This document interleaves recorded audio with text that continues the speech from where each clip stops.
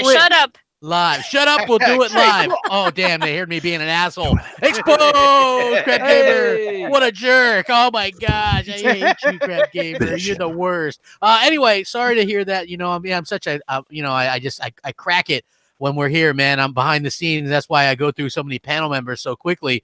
It just happens, man. It's just unbelievable what a complete jerk ass I am. That's jerk ass crap. I mean, that's my thing, right, Mooch? High five right there, jerk ass Mooch. Yeah. So anyway, we're here for Xbox Nation. It is live, and we've got some really cool stuff, including some E3 stuff that I'm very excited to talk about. Obviously, there's a lot of news. There's some games that have come out. If you're just joining us, please like and share out the video to your various social media outlets, because YouTube doesn't do that anymore, and we would really appreciate getting as many people in here as we possibly can. With that being said, let's go ahead and get started. We've got Mooch. What's going on, my friend? Mooch. What's going on? A lot of stuff going on, buddy. It's a lot of games to talk about, honestly. I know you got a lot of news, but there's been a lot of like hot topics around the games that have been released in the past 2 weeks. And I think that when you bring them up and we get to those releases, there's just a lot of like background noise that I think consumers, aka gamers, might not be so happy about. And I think that's something we could talk about. You know what I mean? I'm pretty excited about it. Yeah, you know, I'm very excited about it as well. You know, I love gaming. Obviously, E3 is a huge time of year, and you know, Microsoft has kind of a make or break time in front of them as far as I'm concerned. They've got to do a lot. They've got to prove a lot. Yeah. So you know, it's a very exciting time, and again, I'm very excited to see how it turns out. We have less than 3 weeks away now. So yeah, 25 days or something like that. Yeah. Absolutely. We also got Lady Foxfire. She's back. Vacation treated her well. How you doing, Foxy? I'm back, baby. I'm the, what was it called? Predator, evil queen. What was it? Mad Ice Queen. Mad Queen. There it is. I'm Mad Queen now. Foxy, you're not watching Game of Thrones? Oh, we're not talking about this live because I'm gonna get spoilers in the chat. So all right, we'll wait till after the show. Yes, yeah. I'll tell you where I'm at later. Okay. So what's up, chat? How's everybody doing? Missed you guys in the panel. What's going on? Yeah. So yeah, she's back. Foxy. I thought we were gonna have the whole panel, but Shady had a computer malfunction, so not here right now. Maybe could join us a little bit later, but. We do got Xbot, Sea of Thieves bot 448. Yes. What's going on, Xbot? Much types. He says E3 predictions. We will be doing those today. So thank you guys. Share it out, like it, all that kind of stuff. Hey, what's going on, Xbot? Great person for Sea of Thieves. We did that the other day, by the way. So he's streaming it. He even streamed it today. Yeah. Oh man, what a great time. That was absolutely amazing. What's going on, man? It's the one game. It's the one game. If you want to go in and just mess around, you can do that. If you want to go in and follow a story, you can do that. If you want to go in and get competitive, go up against other pirates and other ships, guess what? You could do that too. But crap panel, everybody in the chat, I gotta know. What day is it, guys? It's day. It's Wednesday. It's Xbox Nation Day. The best day of the week. Well, I guess I'm biased, but still. Yeah, and you know what? What an exciting time, man. You were right. You were very, right about the whole Sea of Thieves thing, about it being really good and kind of a game changer. Because at first I'm like up there, up on the boat, and you guys are like, "How come you're not down here checking out this cool new stuff?" And I was like, "I don't know." I'm just standing up here, and you're like, "You're missing out on it." New, yeah. Man. So then when I went down there, I was like, "Holy crap! This is absolutely amazing." It was just like an amazing sight to see. They really outdid themselves. That game is totally different than what it was at one point. We got to get to the shores of gold, man, because I have a feeling if once you get there, your jaw is gonna like hit the floor. Oh, I want to, man. I want to. I want to, man. I want to do the rest. Maybe we could do some more this weekend, this Saturday or something. I think that'd be. What do you mean? The only thing to do is fishing. That's the whole point of the game now. You fish. I tried to fish. I couldn't do it. I think the Don gave me a fish. He's like, "Here's a fish, crap. Now you don't got to worry about it." And I was like, yeah, it took me a while, but I got the hang of it. And now I can officially say I fished in a game for the first time. Exactly. So that's basically how that worked for me. Sort of moving on now. We've got Nox. What's going on, Noximus? How's it going, my friend? Chilling, man. Chilling. Another wonderful Wednesday, bro. Get into these topics. Do what we do. Let's get it. I didn't know that. I didn't know there was a Sting song featured in Sea of Thieves, man. That's what I was just gonna say. What did you say? The shores of gold, fields of gold. I don't know. Oh man, we're getting Sting references. I like early. that. Yes, that is. Crap. Ready for that. What Knox is doing right now, he's polishing his gameplay trophy. That's right. Of course, it's gold because next podcast premium. We give premium trophies out, and he just let it go to his head, man. That's what's going on right now. I can see it. Oh yeah, absolutely. I can understand that completely, and also almost a full-fledged member. We've got Predator. We put up the Pred signal. He's here. How's it going, man? How you doing? Good, man. Good. Hey, Knox, you got more victories than Otter, so. Yeah. I was gonna hit Doc up with that too. Cold-blooded. Life finds a way. I never vote for. I've never vote for Otter, by the way. So there's that. So we do have that. I can't say Goldblum. Can't say who I voted for. Did you There's vote too many- for K I Mega? voted for Too many somebody, podcasts but on it. Too many they're of us on in there. this. They're here, but I'm not gonna say which one. Yeah. Well, hey, I could totally understand that. So, Mhm. you know what? Well, I want to. definitely not me because my gameplay wasn't playing. I already won. So there Yeah, I want to know where the Don's gameplay is, man. Where's some of those mud trucks? See, the Don is too Mud busy. trucks. Like me, he put down the mud trucks, and he's been sailing the high seas. Is what's going on. And Rage 2, by the way. I think we're going to talk about that. We both got that as well. Yeah, I've been looking for somebody that has it. I've heard mixed things on it, so very interested to see how that worked out for you guys. I mean, I'm sure you got some initial impressions about that as well. I do, So, brother. hell yeah, man! Looking forward to getting that as well. With that being said, I want to jump right into kind of what I want to talk about. We're going to talk about some E3 stuff as well. As you guys join, please like the video, share it out. As we sort of start talking about some of these things that I have written down here. This one was one that was kind of circulating. Remedy Entertainment, you guys know they do the game Control, they did Quantum Break, they did Alan Wake.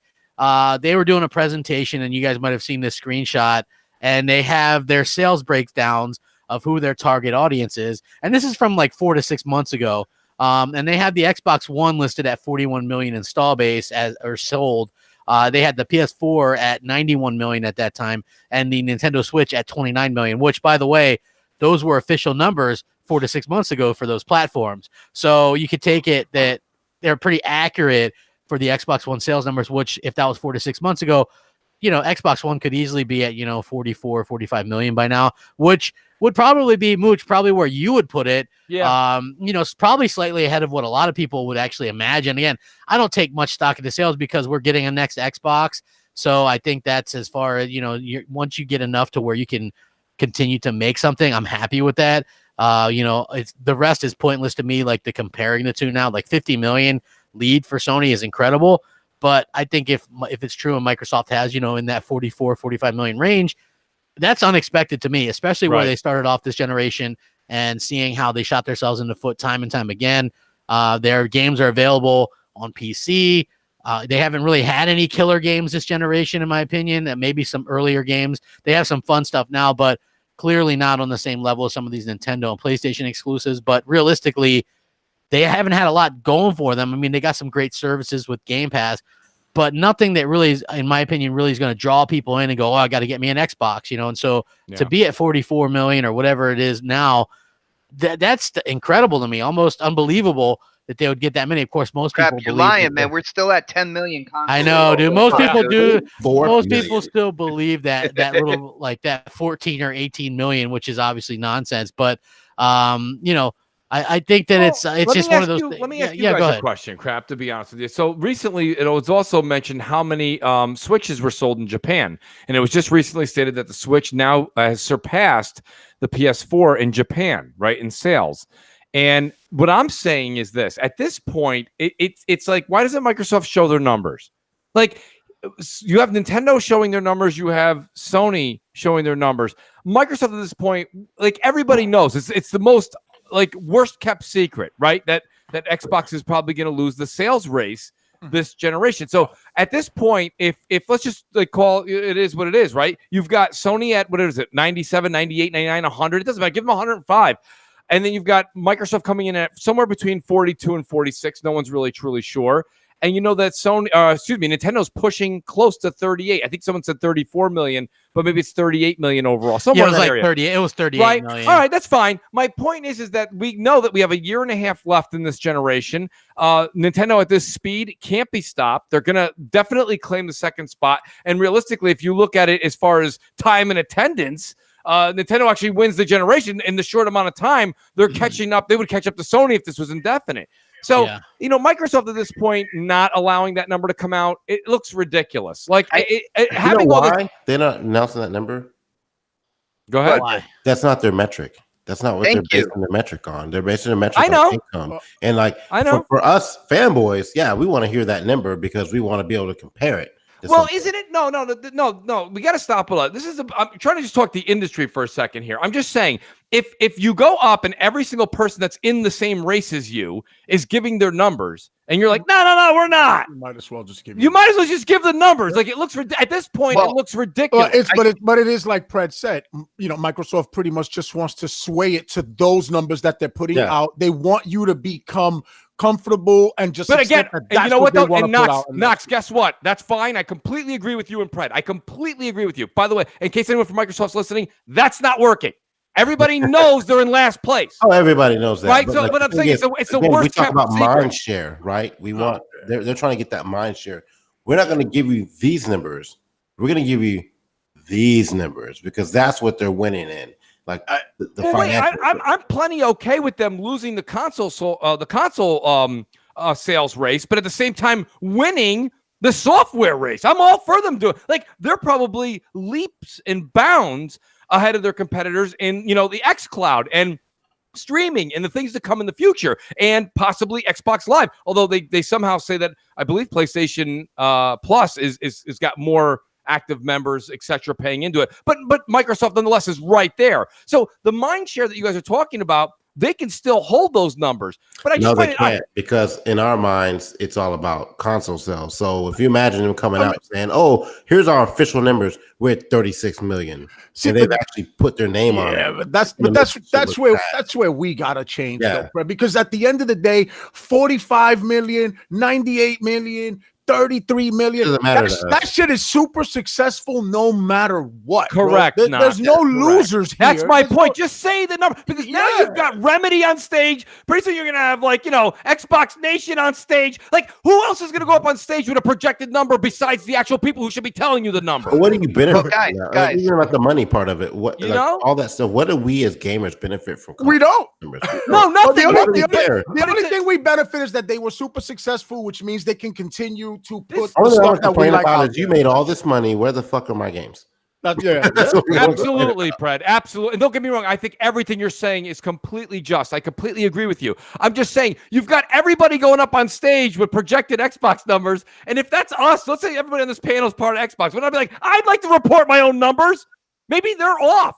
Like, someone actually said, wait a minute, those numbers being reported by Remedy are actually off of VG charts, which we know is inaccurate, right? Yeah. They're close, but they're not accurate. If I'm Microsoft and they're saying 42 million and we actually sold 48 million, why not? You know what I'm saying? Like, I would be like, maybe it's super, maybe it's way lower, and they're like, we'll just let them think that. Yeah, right. No, guys, That's possible. It's really simple.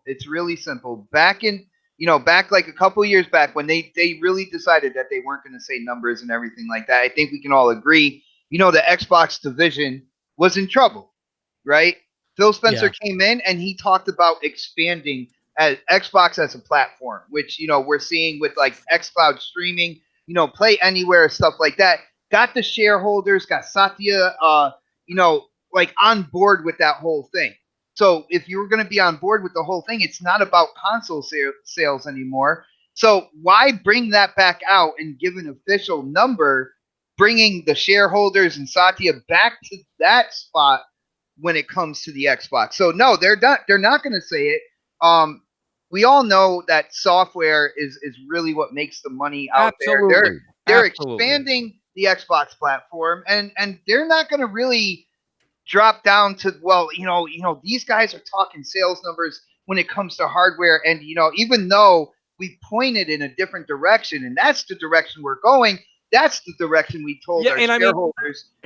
Listen, I think again, and one person here, I can't remember who it was. He says, guys, it truly at this point does not matter. It's clear to me. And when I say reveal the numbers, I'm telling you guys, Xbox is coming in last this generation as far as the console sales. That doesn't mean they came in last as far as mind share and software. They're at leaps and bounds ahead in other categories. Yeah. But what I'm saying to you is that I just think that I shout out to our panel member who couldn't make it tonight. So Shady says it's sold enough, period. Shady, I agree with you. It's sold plenty. I think it was Pred or it was not. Whatever. Right? It was you. They're all successful. They're all successful. Super successful. Absolutely. Not even regular. Just I'll tell you what, let Microsoft get the jump in the next generation. They better not say no numbers. Numbers in a fucking heartbeat. That's what I'm saying. My only take from this was when I saw it was I'm like, man, this is literally the 6th, 7th, 8th different company or rumor or this and that got on stage and kinda revealed the numbers. Finally, it's like, guys, if these numbers are being projected or estimated by these other publishers or these other developers, I mean, for crying out loud, just come out and say it. We already know. It doesn't matter. Now they can do it. It looks ridiculous that everyone else is telling us their numbers but them. It's like Bot said, though, early in the generation, they were doing pretty terribly, as far as everything. They couldn't do anything good if it slapped them in the face. So the last thing they wanted to do was put their numbers there so that they could just have more get their strategy. I completely get their strategy. And listen, to a certain extent, it works. But I just think it's kind of like I said, it's just one of those things, and that's funny in life. It's the worst kept secret. You know what I mean? We know their numbers are going to end up resulting in third place. And it doesn't matter. But if I was just Microsoft, I'd be proud. Hey guys, like you said, we've had a hell of a rebound this generation. We were here. Now we kicked it up to the X. We've got the best looking multi-plats. We've got games. We've got studios. Guess what? We sold 45 million. We had an estimate of here. We beat that by this. And now we're walking into the next generation head high, right? Instead of having Remedy present it and then someone else present it. Why don't they say it? Well, Mooch, you know what numbers they will share when it comes around. They will share how many people are using Game Pass. They are quite proud of that. They're quite proud of their active users, and that's where they're gonna hold their head up high. That's fine. When it comes down to it, I would present that all on stage. You could do all of it. Yep. Yeah, all of it. I'm not saying leave that out. Absolutely. If you're gonna mention that, I definitely want them to mention. So they do have. Hold on. So they spent all these. Because it looks like you hiding something. Right. If you don't say it, it looks like you're intentionally hiding something. Just say it. Yo, check this out, guys. All right. They spent how many years with the Kumbaya trying to switch kind of like the persona, what Xbox is looked at as, right? And I feel like they've done a pretty good job. Why are you going to all of a sudden go from that to announcing even say 45, 46 million and leaving yourself out there for the gaming news to quote you and then torch you right afterwards? No, man. I guess you got a good point, bro. You worked this hard. Just keep moving forward, man. You can't put numbers out just because you know what's going to happen with the backlash in the community once you do that shit. Exactly. You just keep going forward, man. Yeah, I mean, you're going forward, and I kind of get what they're doing. I'm just saying, for me personally, I would love to see exactly, where they're at, and it would if it is 40 million, 45 million. I think that's very respectable. It is. Get out there and. Some people, like I said, still believe it's that 14 or 18 million. So I just think that, dude, I'm telling you, people believe that, or they believe that whole 25 million or 28 million or whatever it is. Oh no, that people believe it. Honestly, people completely believe that stuff still, which I always find kind of ridiculous. I mean, it's definitely more than that in my opinion. Those are the same people that said because Sony kind of came back in terms of hardware sale. Last generation, that Sony won last generation, but they won't count the Nintendo Wii numbers because those numbers are higher than Sony's, and they don't want to say that. Those are those things. Yeah. You say the weed? The Nintendo Wii, man, the Wii. That thing where you play Wii Sports and you box. Literally everybody and their grandparents had one. Oh, dude, that 3 of them or something, man. It was crazy. I bought my mom one. She didn't like the controls though. She liked the regular controller Like she loves Zelda games, but couldn't even get into that because she hated the controls. Now, Crap, does she play on Crapgamer or #easy mode? Is the real question. I don't think so. I don't think so. I think she just plays on whatever the regular modes are, or whatever. She is one of those people that will look up a walkthrough or a guide anytime she gets stuck on something. You know what I mean? Like literally she'll have like her laptop open on the side or something, looking up a guide to I mean, it's one of those things. She's been a gamer since I can't even remember since probably the PS1 days.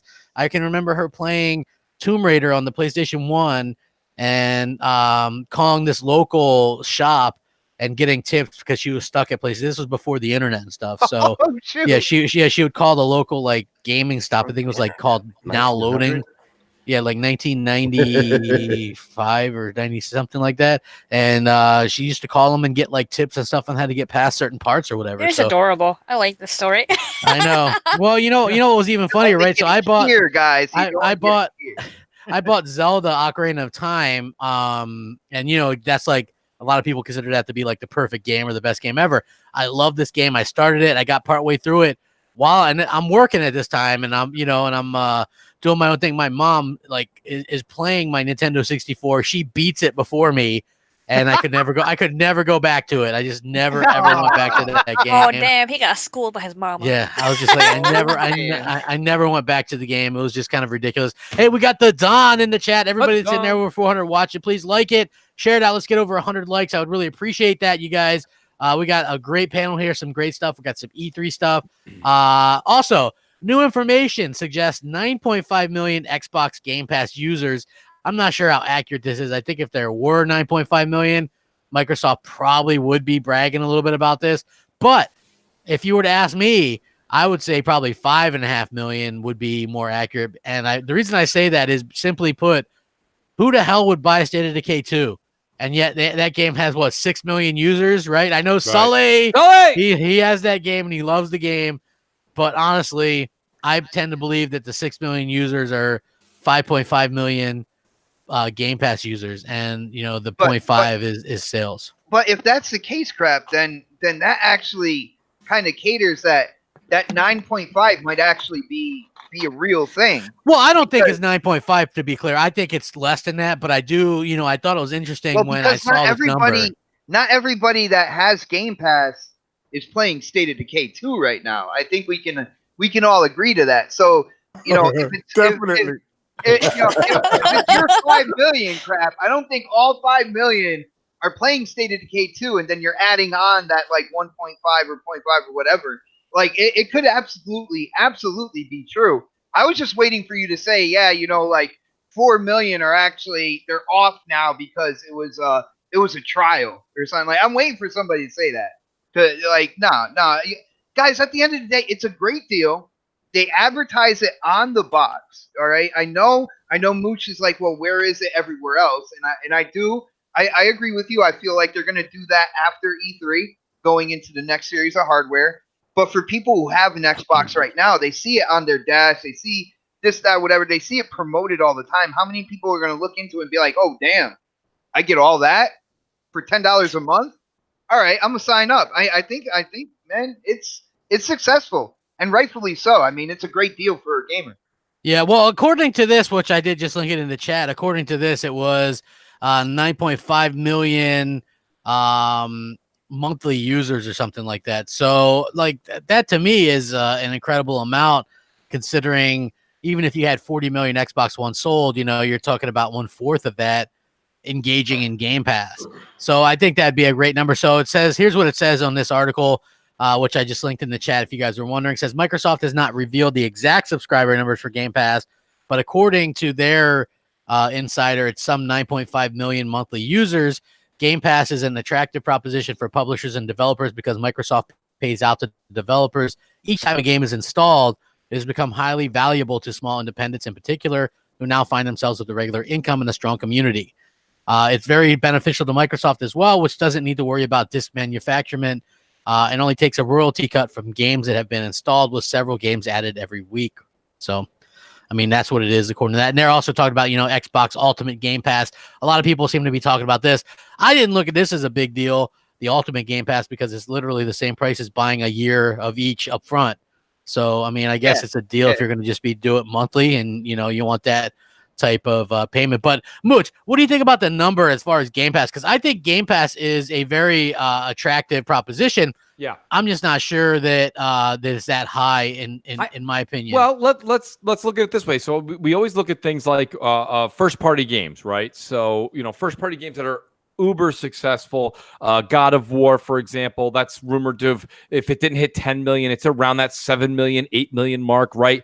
Halo 5, I believe they said in the first 3 months or something like that, or whatever it was, 3 weeks, doesn't matter, sold 5 million. Then it started out after that. So let's say a round number of an exclusive hot game is around 10 million. That's the hardcore, right? That's that hardcore group of folks going out there and buying that. To say that, Game Pass has got somewhere around, I don't care what anybody wants to say, give it a very wide variance there, somewhere between 6 million and even say 9 million, use that as a peak high. That's fine. My whole thing is that's very successful. Again, very similar to what we were talking about earlier when we were talking about console sales.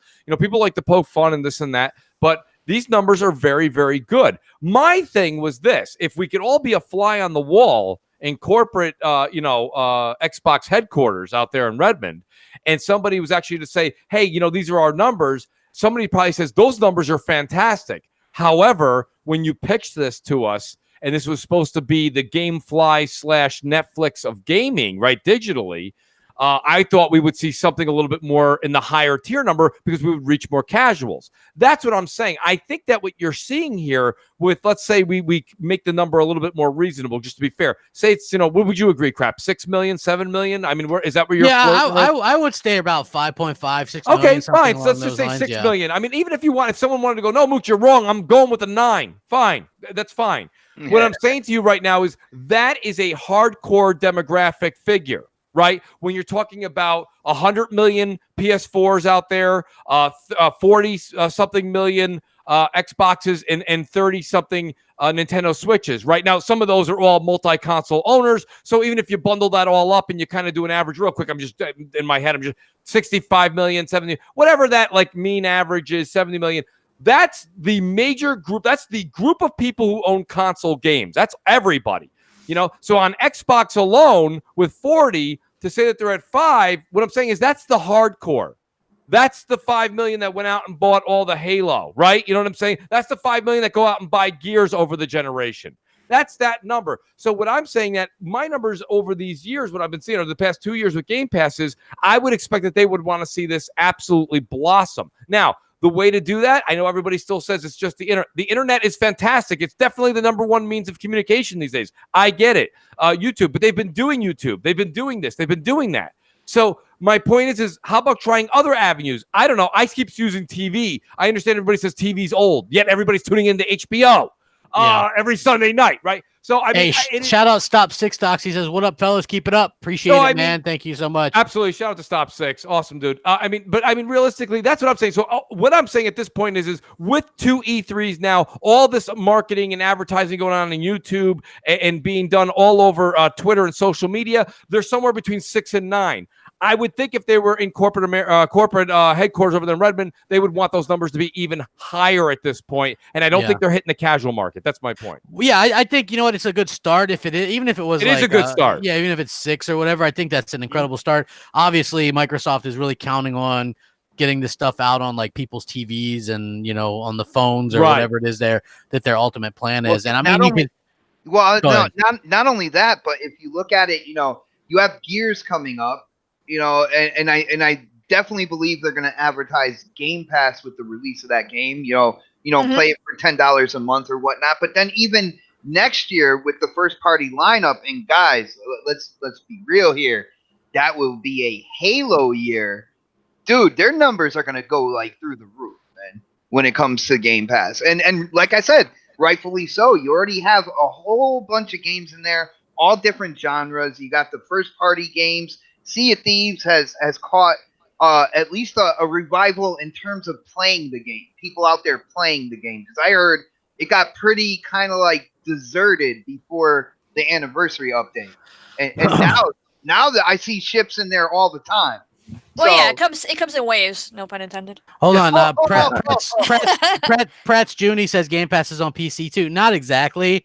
It's not exactly on PC. It's limited though, right? Yeah, if you have a Play Anywhere game, you can play it on PC as well. But that's very, very limited. Like most of the content isn't playable both on PC and Xbox. There's no Game Pass per se that you can sign up for just on PC. I eventually think they will announce that, and I think that's where we're heading to. But I think that they might have run into some problems with that or whatever. So we'll have to see how that kind of works out. Who else has any thoughts about this? Like the whole Game Pass thing. I think Game Pass is good. It's perfect for stuff like Sea of Thieves, like you said. Xbox. Go ahead, Foxy. No, I was going to say I agree with Mooch with the fact that they do advertise on YouTube and Twitch and to the system because that's where all the gamers already are. But they should go out of their comfort zone, even if it's not necessarily TV, because apparently TV is dead for some, but not for all. Right, They could have put it in the beginning of the trailers for all the Marvel movies, because I've seen PlayStation advertising in the movies too. Oh, PlayStation advertising. Yeah, that's true. I've seen a lot of PlayStation. So they could have done that. They said that PlayStation spent I saw an article, like someone refreshed my memory, but it was like a shitload of money they spent on advertising for their games this generation, especially this year specifically. Like we're talking like millions, actually maybe billions of dollars they spent, and it showed because you were seeing their shit every fucking where this whole year. Well, go ahead, Fox. No, I was just saying, Microsoft doesn't do that with Game Pass. They do that with Halo and Gears and Forza, where they're like, okay, put all the money into this game or that game, and then they push those. But really, they should be doing that for Game Pass because you get even more games. Hey, Fox. Exactly. Can you say Halo? Can you say Halo one more time, just real quick? Don't do it. Don't do it. Oh man, I don't know. It. Don't, I wouldn't do it. Come on, don't do it. I'm gonna ask Mel first. Let me text her. I'll do it. I'll do it. I'll do it in my sultry voice, Xbot. Do it. Halo. No. There you go, pal. There you go. Just also, for you. We also got to keep in mind that although those numbers are, they're great, right? Even if they're 94 million, what was it they said? 9.4, 94? 9.5 million. 9.5. Also, but you can share this with your buddies too, if I'm not mistaken, because I have it. Like I said, everybody probably jumped on that 6 months for a year deal, right? That's right. Yeah. And my kids can play it on their Xbox, so they count as users too, right? So there's that. There's that way to bring those numbers up. So it probably is somewhere around 5 to 6 and then go up to 9. That's a great point, Knox. Nobody knows how that metric is scored. So like Knox just said, right? A lot of us, I think everybody, I have Game Pass, I share it. So like with anybody who else downloads and uses those games off of the Game Pass subscription, that's an active user. That's an active user, right? So that, in one way that's credit to Microsoft. However, if anyone's actually doing the math, if that's the truth, then it's a half, right? So a lot of people are doing that. So if you got 9.5, is it really like 6.5 or is it 6.3 or is it 4.5? Then it's more like what Crap said for people who are actually spending like the $10 per month or the $1. It depends on how you want to. We don't know how that makes, because you can't say it's half, right? Because not everybody who has Game Pass is sharing it. In my house, I have Game Pass and I share it with Snaps. The oldest kid has Game Pass and he shares it with the twins Xbox. So in our house, it's exactly half. Exactly. I would say that most people that own Xbox probably do share with someone. Either somebody with their brother, with their children, with their wife. We're nice people, man. We share. Yes, sir. Well, I mean, look at it. I game share with my brother. So I mean, that's something that once I was able to do that. Sully, you know what? Sully is asking for it, Mooch. I don't know if he really wants to hear some of this. Oh no. Oh no.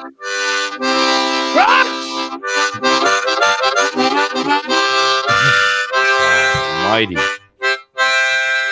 Man.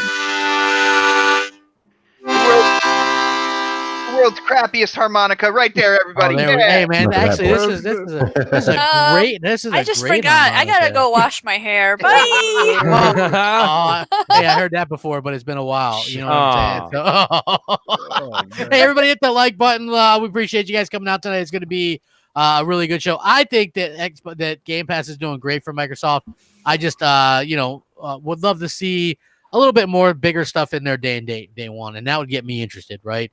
Imagine Division 2 or Metro or something in there like that day and date. I would love that because the big exclusives that Microsoft has, I want to own those, especially if we can get some of those collector's editions of these games. Gears of War collector's edition. Come on, baby. Exactly. I'm hoping we get that, Foxy. What's funny is Sony advertises their stuff no matter what, right? Just look at Days Gone. That thing was advertised everywhere, and it's selling like crazy, despite it having kind of an average Metacritic score. I mean, I think the game's really good. Almost $8 million they spent advertising that game. Yes, almost. Exactly. That's something incredible. You advertise it. That's how you get over some of those negative reviews. Microsoft is like, nobody watches TV. That's one of my big, we'll be fine. Exactly. That's one of my big problems. Baby. Grassroots. Hey, Grassroots, did you hear that game scored a 59? I'm staying the hell away from it. Me too. Good call. Yeah, we had 60 million active users playing it. Yeah, we had 60 kabillion people that were play run around crap. But there's so many people, like you guys are saying with Days Gone. Like you can look at Days Gone in so many different categories on how you want to break down the situation that game was, right? Like the game scores a 72. And listen, whether or not you agree with that or not, between a 72 and an 80 is probably a very fair score. But at the same time, the game is fun. It does have its perks. It's a beautiful game. And if you like, what I like to call The Last of Us Light, which, by the way, is, my God, if I ever made a game and someone said you were like The Last of Us Light, that's probably the greatest honor of all time. Point being is that after all that advertising, commercial, people talking about it, and like you said, that major push that Sony did for the first, at least month and a half before it released, you are, if you're anybody that's even tipping on the fence at all on should I buy this or not, a lot of people just fell into the buy category, and you can see it in the results. It was number 1 2 weeks in the UK. It killed. I think it did very well in Japan, and I know we're going to find out soon. It probably killed here as well.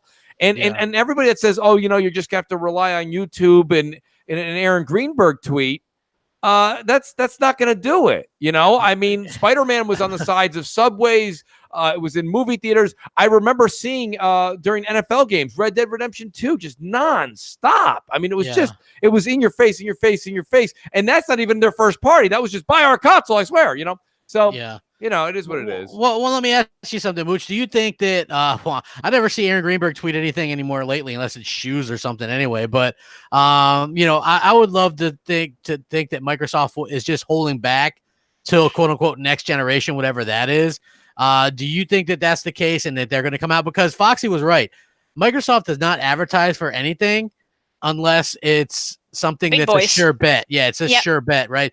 For a company that has as much money as them, I guess the reason why you're rich is because you do the sure thing, right? Right. So unless it's something big, let's be honest, they didn't put a lot of money in advertising for anything, right? No. So do you think that's going to change next generation? I don't, because I mean the X was what I was, and I know Xbot's a big fan of saying that. Don't get me wrong. This is one of those situations like I hope I'm wrong. But when the X came out, I thought I would have seen that major push, and they didn't do it for that. And you said it yourself. It was either going to be whatever it was there, that one game, or it was going to be the X, right? It was either going to be, Scalebound or the X, which I still think that's a ridiculous rumor that went around. I don't think that was what it came down to at all. But nonetheless, my point being is, so if a lot of their money and effort went into making that, you would think that they would also want to back it with tremendous amounts of advertising.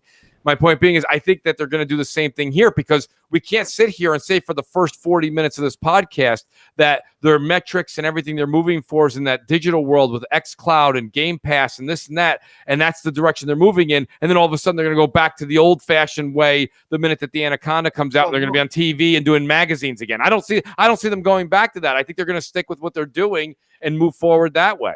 Well, Mooch, here's the sign that it could definitely go the opposite way, and you can start seeing them advertise a lot more. They are really proud of xCloud. You can tell that they really want to promote that, and they are definitely going to promote that with Game Pass, right?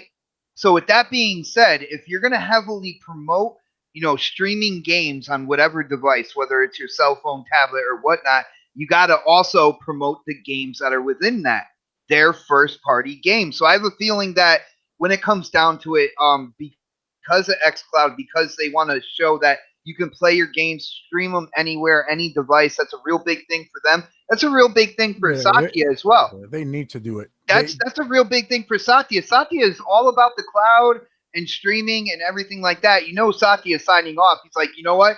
Yeah, we need to get this out here, show everybody what's going on with that. It is cloud-based. That is the type of man I am. So that's what I'm thinking when the new hardware comes out and they really start going into the xCloud and streaming to your cell phone or whatnot. That's when you're going to see a lot more Game Pass commercials, you know, and you can stream it on your cell phone. Like you see everything kind of all wrapped together.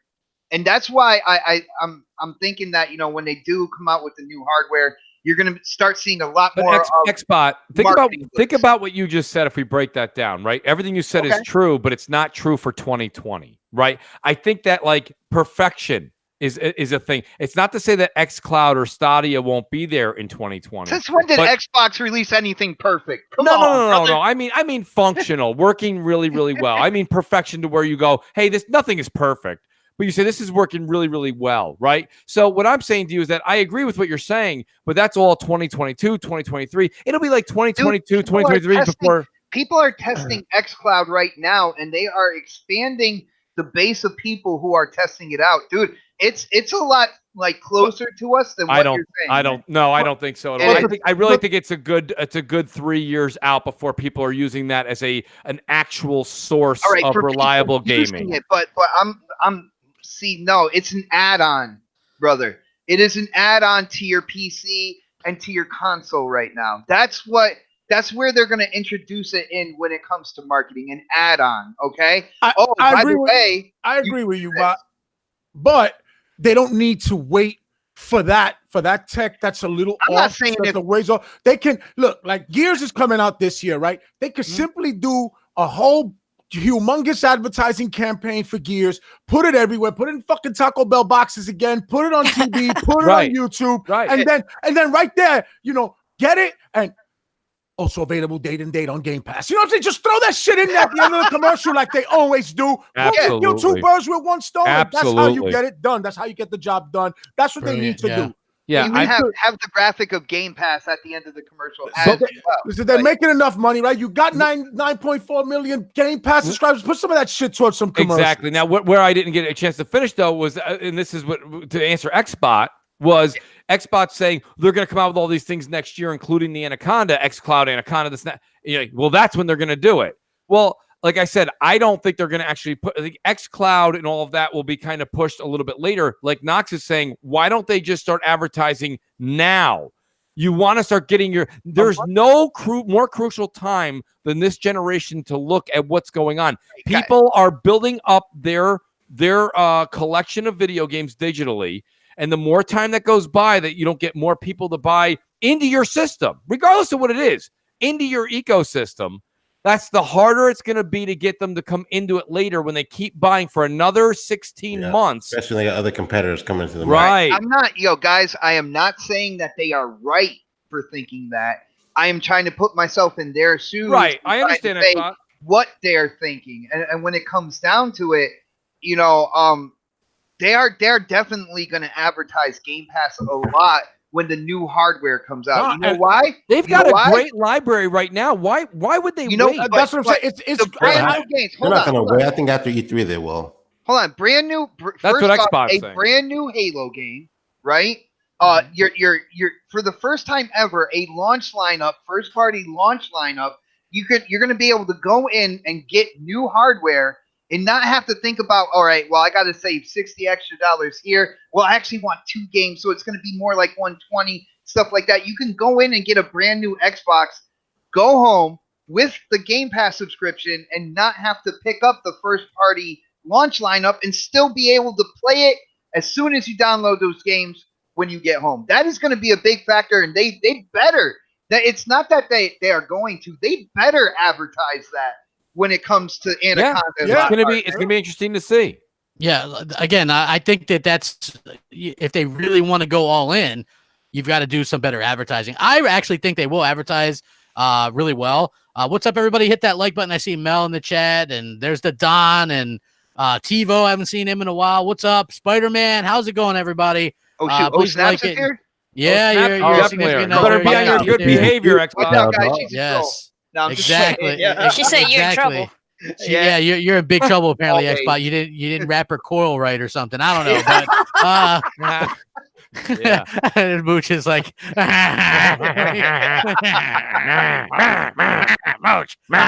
Mooch. So let's say the PS5 No, price point. no, not like this. Hold on.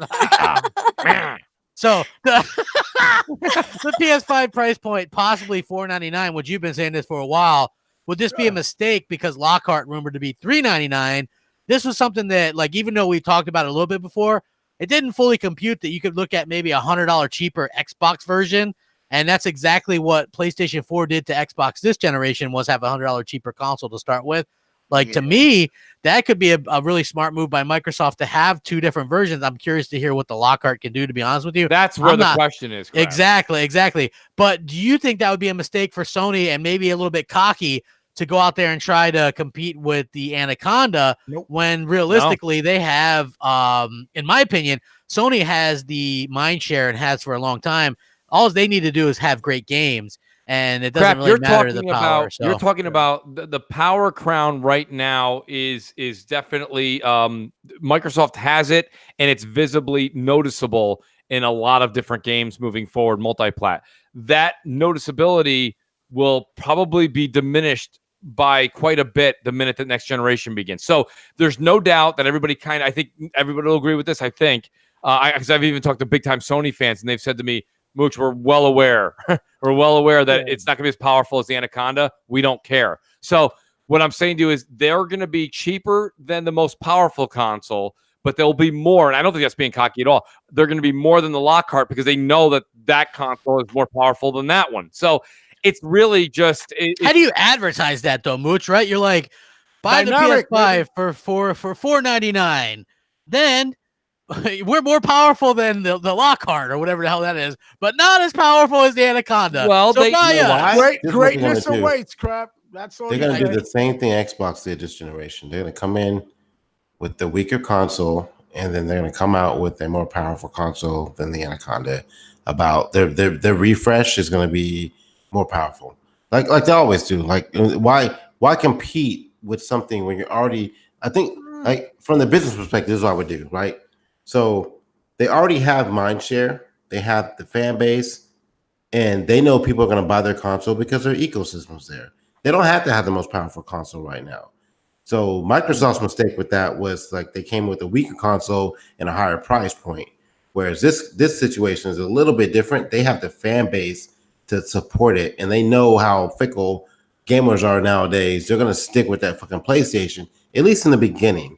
And they're going to turn around and buy the next PlayStation upgrade when it comes out. So I think they're being smart by doing it this way. I know, like, how many people do you think are going to flip-flop this year from PlayStation over to Xbox? There's 100,000 people that have PlayStation 5. 100 million, yeah. Yeah, I mean, well, Pred, let me ask you this, though. I mean, listen, there's no secret anymore. These companies know what the other one's doing, okay? Yeah. So with that being said, so Sony's, I think you're right in what you're saying, but Sony knew what Microsoft was doing especially once they found out what was going on with the X. They're like, oh, these guys don't want to let go of the power crown. So they purposefully have designed their PS5 to not rival the Anaconda. So I don't know if they necessarily will. And if they do have a mid-gen refresh, what's to say that Microsoft wouldn't put just a couple extra bucks in and maintain that crown? So I don't know. I don't necessarily agree with that. I think that whatever is going to happen for one is going to happen for the other.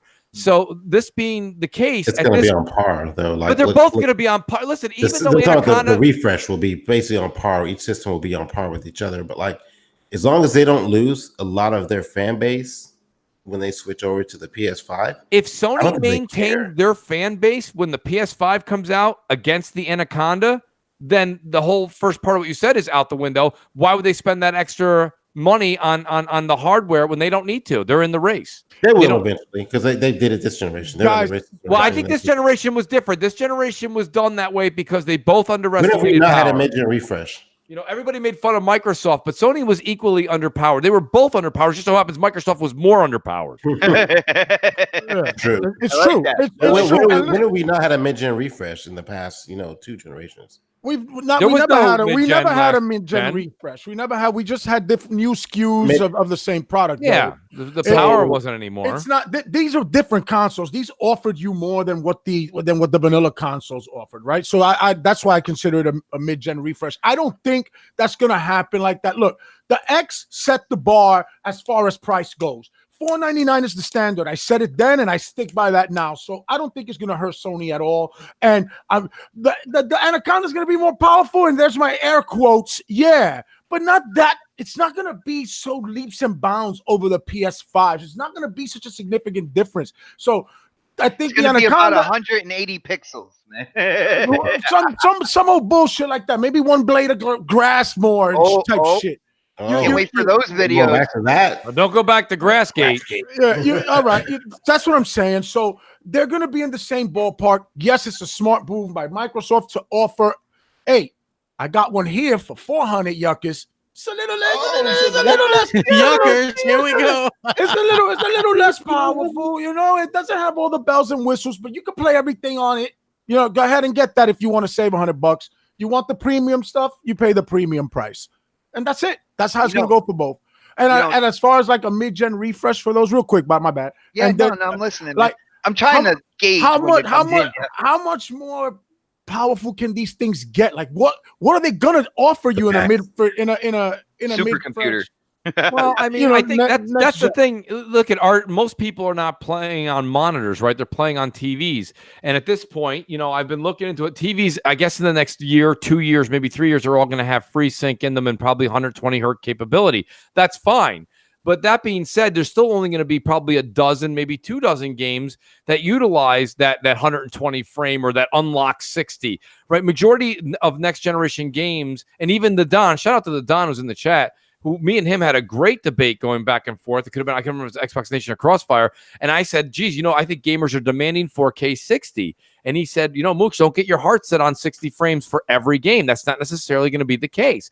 So what I'm trying to say is, and I think we've all said it a bit here tonight, is that next generation is going to lock in at about 4K 60. That doesn't mean that that's what every game is going to be. Absolutely not. But for the most part, and most of our TVs that we're purchasing today through the next 2 years, 3 years, for the most part, there's going to be very expensive TVs that may have that FreeSync 1, FreeSync 2, 120 hertz option. I get it. But most people are still going to buy a 4K 60 hertz TV and, you know, hertz TV. And that's my point, is that this is what's going to make it less of a differential. If you're going to go ahead and have a mid-gen refresh next generation, well, I certainly would hope that they would try to reach 8K. And let me tell you something, if they're going to do that, you're going to have Best Buy and Amazon selling 8K TVs for $800 to $2,000. And I don't see that happening that quick. So that's my point. So even a mid-gen refresh is just going to be 4K 60-er. You know, and a lot of people may not want to dip back into the reason people dip back into their wallets to re-up for the PS4 Pro and the Xbox One X is because people were investing in 4K, okay, and they had a 1080p console, or in the case of the Xbox, a 900p console. That is why they did that. That's a great point. So that's why I don't think you're going to see that difference. Check this out. For the people who want to track what's going on with the hardware out the gate when it comes to the PlayStation 5, the Lockhart, and the Anaconda, I haven't heard anybody on the panel really point out the most important factor in terms of price, and that is how much is the Anaconda going to be? Because if the Anaconda can come in at the same price, $499. If it comes in at the same price as the PlayStation 5, that gets really interesting for people. It gotta be $499 both, bro. Well, you say that. Well, but if they want to put it, you know what, Xbox, you make a great point. If Xbox is coming out there guns blazing like everybody says they're going to do, which that very well could be the case, then that $499 and match them, take the hit on the console. And then it's like, you know, let's go. You go round for round here. You know, you try to go 12 rounds with Sony and try to grab some of their people back. Now you're saying, listen, for the exact same dollar amount, we're stronger. Your multiplats are going to look better. This, that, you guys all know the rest of that sales pitch. If they are $100 more per se, I mean, Sony, in my personal opinion, at that point, for the 4K 60 they're both going to put out, Sony maintains the lead as the console champion. Absolutely. That's why I'm saying the Anaconda will be $499. They're going to be $499. Nobody wants to touch. Nobody wants to go back to that $599. Nobody wants to. Yeah. Nobody really wants. That's like a. That's like a. Dude, well, dude, if Microsoft really dealt with, that's shaky ground. If Microsoft really dealt with what people thought of at that point in time when it came to gaming, when 2013 people were talking about digital, I want physical, and you see where it went. All right, and another thing is, I feel like Microsoft and Xbox think that they can make the Anaconda more expensive. That's why I said this is going to be interesting, because if they do forward compatibility, they're still getting their software sales in, they're still getting that profit in, they're still getting money in new games and everything like that. The only way that works, is if the Lockhart is very close to the PS5 and the Anaconda is leaps and bounds over both. That's about the only way it works, because you can say, well, get the Lockhart that's $100 cheaper than the PS5 and pretty close to it in its power, or get our $600 console that's a beast of a machine and eclipses both. That's the only way you can spin that. If the PS5 and the Anaconda are the ones close to each other and the Lockhart is behind both to save you the $100, then Microsoft cannot be $100 more expensive. They cannot. They'll be shooting themselves in the foot. They'll be doing the same stupid shit that they did. I'm just saying what they might be thinking with that. Because like I said, we all agree at the end of the day, when it comes down to it, software, that is where the money is made in this industry. The hardware Content wars. Hold on real quick. Gotham Guy says, I'm hoping the Anaconda will also be priced at $499 to show a more powerful console at a value price. I know it's not normally Microsoft's MO, but they need to take a hit on the price to get the edge. See, I kind of agree, but here's the thing. There's rumors right now, and these are just rumors, that the Anaconda is going to be 2 T-flops more powerful than the PS5. Right now, the Xbox One X is less than 2 T-flops more powerful than the PS4 Pro and $100 more. So are we going to be looking at a $100 more price? Like, the reason maybe they think in their head they could do a unbearable $599 console would be because they go, well, options. You don't have to get that. You could get the the Lockhart for $399 if that's more your deal, that's right? Exactly what they're thinking. I can 100% picture Phil trying to say $600 is for the hardest of the hardcore, and they know that that whole spiel. We don't expect that to be our number one seller. People remember how he did that with the S. The S is going to be our number one seller. We know that. The X is for those that love the top performance, blah blah blah. Like, I can see them do that. You guys don't think they'll go the way of the Surface? I'm out of loop with the Surface. Basically, they have multiple options, right? So. You can go in the store and pick up the base model, maybe like a i7, model, i5 base model, probably i5, i5, or even an i7 model of the Surface in the store. But you can also go on Microsoft.com and you're going to get the i7 with the DGPU and all the bells and whistles on it for another price. So I could see again, thinking outside the box here. Like, they can come out with the Lockhart, the Anaconda you can pick up in the store, but if you want a little bit more power with the SSD, you can pay 600 plus yuckers. Right. That's exactly what there's no R in that. Right? No yuckers. What happened? Say it for me. Yuckers. Yuckers. Yo, I'll tell you right now. That's exactly, Fred. And you just actually proved why it's probably going to be a $599 asking price. That's exactly it. I think that's why they're having 2 SKUs. I don't sound like D. Stop fucking saying that shit. It's the 3rd time I heard it. No, but what I'm saying though is that if it was going to be that Microsoft was going to match the Anaconda to the PS4, to the PS5, I don't think we'd have a Lockhart. I think they would just have the one-on-one. Let's go for it. The reason they have this is they're going to have a higher tier, which is going to be $599. Spencer promised it though. He said they're going to have the most powerful console again. They're not going to fall behind. He wasn't lying. Whether they got to do a special order or not, they're going to make that shit more powerful. He didn't say he was going to have the cheapest console.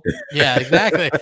That's a good point. Like, here's the thing. There's this old, and maybe like I know some people are like know that I'm a huge Simpsons fan. There's this episode of the Simpsons, older one, where the teachers at the school want to raise, and they go on strike, and Principal Skinner is like, well, we can give you a raise, but we're going to have to raise taxes. And the parents are outraged. And then the teachers are like, well, what about your kid's future? And they're like, yeah, the future of the kids. And he's like, Skinner's like, but higher taxes. And they're like, oh yeah, you know what I mean? So he's like, you can have the most powerful console, but you got to pay for it as well. Like, I think people are going to be surprised. And I've been on that $599 train for a while. I'm like, the only reason it makes sense to have 2 SKUs right off the bat is if there's a huge difference in price there. Because little known fact, when the PS5 or PS3 came out at, $599 US, they also had, I think, kind of $399. Yeah, they had a lower SKU one, and nobody talked about that one. Nobody talked about that one. Yeah, it was like a 40 or no, they had a 20 gig one. Yeah, they had a 20 gig. Yep. Yeah, they had a 20 and a 60 or 80. I had the 80 backwards compatible one. But yeah, holy crap. Microsoft could definitely do that and could they get away with it?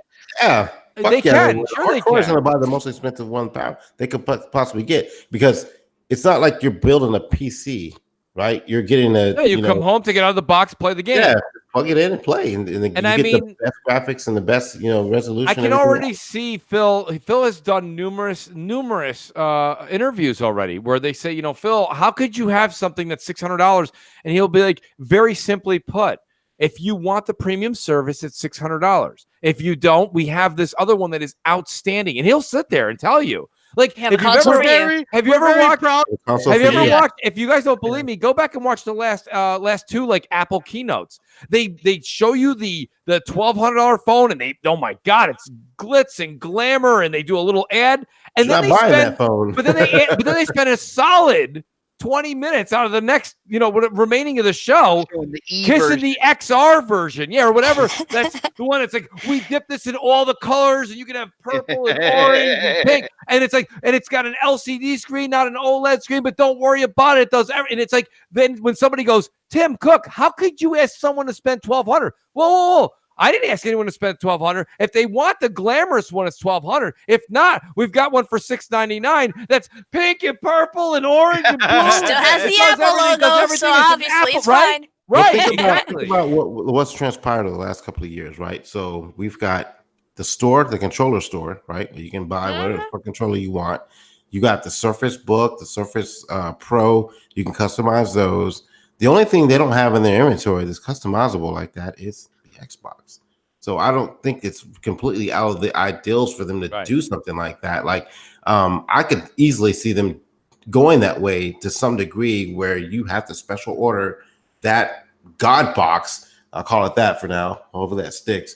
And that's what you pick up. You want your Anaconda, you want the God box, you want us to pay like premium. And plus, like, keep in mind, Phil was talking about a couple of years ago how like the customizable GPUs and stuff like that. Like, so it might all tie in together to some degree.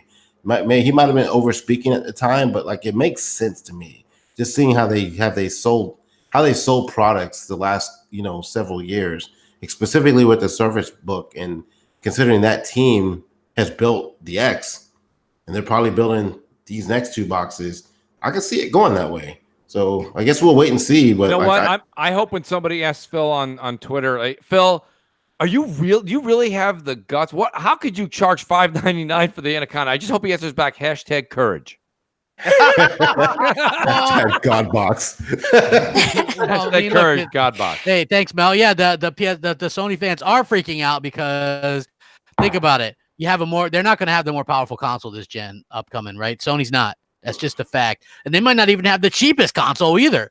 So it does put them in a little bit of a weird position as opposed to the past, in my opinion. So I'm very interested to see how like the Sony fans deal with it.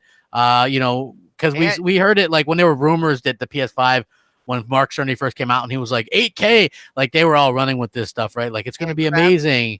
Yeah. I just want to throw one more thing in there, a little bit of a wrench in the wheel out there, but dude, you know me, I'm part of the Halo community. The Halo community is stirring. The Halo community is awake right now. What they saw. You're close to the Halo community, bot.